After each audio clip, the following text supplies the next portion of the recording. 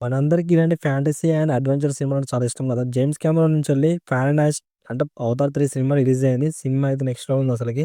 అంటే మన విజువల్ ఉంటదని చెప్పాలి. సినిమా గురించి మాట్లాడుకునే చాలా తక్కువ. ఎందుకంటే అందులో ఉండే visuals, stunning elevations and core of emotion చాలా చాలా బాగా అనిపించింది. ఎందుకంటే చాలా బాగా తీశారు. ఎందుకంటే 'జేమ్స్ కెమెరాన్' గురించి మనం చాలా తక్కువ మాట్లాడుకోవాలి. ఎందుకంటే తన గురించి తెలిసిందే. అంటే ఈ సినిమాలో స్టోరీ లైన్ చాలా సింపుల్. అంటే మనం పార్ట్ 1, పార్ట్ 2 చూస్తున్నాం కదా! పార్ట్ 3లో ఏందంటే పాండోర గ్రహం పైన జరుగుతున్న సంఘర్షణ మరియు తీవ్రమవుతుంది. అప్పుడేందంటే జేక్ మరియు నేటివిటీ కుటుంబం ఒక కొత్తగా కనిపించిన అత్యంత దూకుడైన నావికతను ఎదుర్కోవడానికి వాళ్ళొక ప్రయత్నం చేస్తుంటారు. ఆ మధ్యలో ఏందంటే 'ఫారెన్‌హీస్ట్' అని చెప్పేసి మనకి స్టార్ట్ అయినప్పుడు ఆ సినిమా యొక్క కథ స్టార్ట్ అవుతుంది. ఇప్పుడు వాళ్ళ తెగని అంతం చేయడానికి అక్కడికొచ్చిన ఆర్మీ గాని, వేరే తెగ వాళ్ళు కూడా వీళ్ళ మధ్య జరిగే సంఘర్షణ జరిగి మంచి మంచి బ్యూటిఫుల్ సీన్స్ అయిన యాక్షన్ పడడానికి చాలా బాగుంటుంది. తర్వాత ఏమైందంటే సినిమా స్టోరీ. సినిమా స్టార్టింగ్‌లో చాలా ఎక్సైట్‌మెంట్ ఉంటది. చాలా విజువల్స్ ఉంటాయి.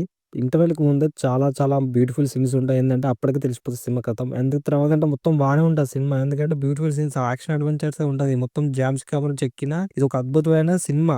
మనం చూడాలి గానీ ఎలాంటి నెగెటివ్ గాని, ఎలాంటి రూమర్స్ అని చేయదు. ఎందుకంటే పార్ట్ 1, పార్ట్ 2 ఎలా ఉంటుందో పార్ట్ 3 ఏందంటే కొంచెం డిఫరెంట్‌గా ఉండి ఇక్కడ జరుగుతున్న తెగ వాళ్ళకి సంబంధించిన ఎవరు రత్నాలు లేదు. ఆ సీన్స్ ఎలా ఉన్నాయని చెప్పేసి మనకు బావుంటది. ఎందుకంటే కొన్ని చెప్తే ఏందంటే స్పాయిలర్ అవుట్ అవుతాయి కాబట్టి మనం ఏందంటే కొన్ని చెప్పాలి, కొన్ని చెప్పకూడదు కాబట్టి ఆ సినిమా యొక్క ఉద్దేశ్యం, ఆ సినిమా ఎలా ఉంది బ్యూటిఫుల్‌గా ఉంటది. ఎందుకంటే పార్ట్ 1, పార్ట్ 2లో ఎంత మంచి విజువల్స్ ఉంటాయో పార్ట్ 3లో అంతకన్నా డబుల్ ఉంటాయి. ఎందుకంటే 'ఫారెన్‌హీస్ట్' చూసినప్పుడైతే ఆ ఫైట్స్ అయితే చాలా చాలా బాగా అనిపిస్తాయి. ఎందుకంటే ఆ పాండోర గ్రహానికి అంటే ఆ విలేజ్‌కెళ్ళినప్పుడు, ఆ ప్రాంతానికెళ్ళినప్పుడు ఎట్లా అనిపిస్తదో సో అట్లా మంచిగా అనిపించింది నాకైతే.